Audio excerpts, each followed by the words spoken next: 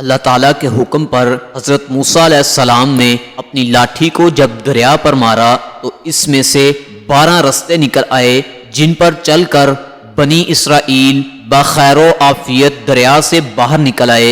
السلام علیکم ناظرین، welcome to my YouTube channel. بسم اللہ الرحمن الرحیم۔ ویڈیو میں آگے بڑھنے سے پہلے اگر آپ نے ہمارے چینل کو سبسکرائب نہیں کیا تو ہمارے چینل کو سبسکرائب کر لیجئے۔ یہ واقعہ کچھ یوں ہے کہ جب اللہ تعالیٰ نے حضرت موسیٰ علیہ السلام کو فرعون کی طرف دین حق کی ہدایت کے لیے بھیجا تو حضرت موسیٰ علیہ السلام ایک مدت دراز تک فرعون کو ہدایت فرماتے رہے اور آیات و معجزات دکھاتے رہے، مگر اس نے حق کو قبول نہیں کیا بلکہ اور زیادہ اس کی شرارت و سرکشی بڑھتی رہی، اور بنی اسرائیل نے کیونکہ اس کو خدا تسلیم نہیں کیا اس لیے اس نے ان مومنین کو بہت زیادہ ظلم و ستم کا نشانہ بنایا۔ اس دوران میں ایک دم حضرت موسیٰ علیہ السلام پر وحی اتری کہ آپ اپنی قوم بنی اسرائیل کو اپنے ساتھ لے کر رات میں مصر سے ہجرت کر جائیں۔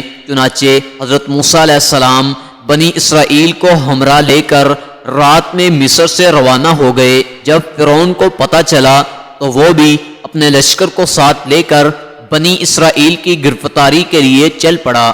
جب دونوں لشکر ایک دوسرے کے قریب ہو گئے تو بنی اسرائیل فرعون کے خوف سے چیخ پڑے کہ اب تو ہم فرعون کے ہاتھوں گرفتار ہو جائیں گے، اور بنی اسرائیل کی پوزیشن بہت نازک ہو گئی کیونکہ ان کے پیچھے فرعون کا خونخوار لشکر تھا اور آگے موجیں مارتا ہوا دریا تھا۔ اس پریشانی کے عالم میں حضرت موسیٰ علیہ السلام مطمئن تھے اور بنی اسرائیل کو تسلی دے رہے تھے۔ جب دریا کے پاس پہنچے تو اللہ تعالیٰ نے حضرت موسیٰ علیہ السلام کو حکم فرمایا کہ تم اپنی لاٹھی دریا پر مار دو۔ چنانچہ جو ہی آپ نے دریا پر اپنی لاٹھی کو مارا تو فوراً ہی دریا میں سے 12 سڑکیں بن گئیں اور بنی اسرائیل ان سڑکوں پر چل کر سلامتی کے ساتھ دریا سے پار نکل گئے۔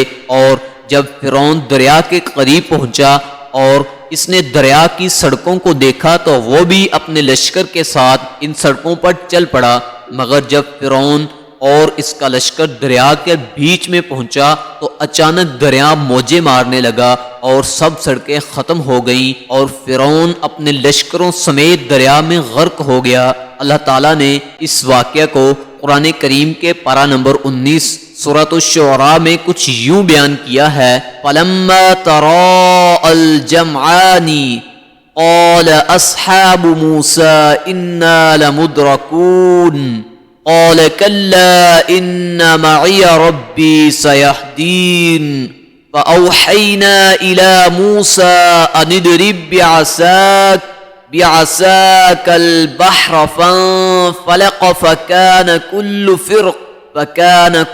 فِرْقٍ كَالطَّوْدِ الْعَظِيمِ وَأَزْلَفْنَا ثَمَّ الْآخَرِينَ فَأَنجَيْنَا مُوسَىٰ وَمَن مَّعَهُ أَجْمَعِينَ ثُمَّ أَغْرَقْنَا الْآخَرِينَ إِنَّ فِي ذَلِكَ لَآيَةً وَمَا كَانَ أَكْثَرُهُم مُؤْمِنِينَ۔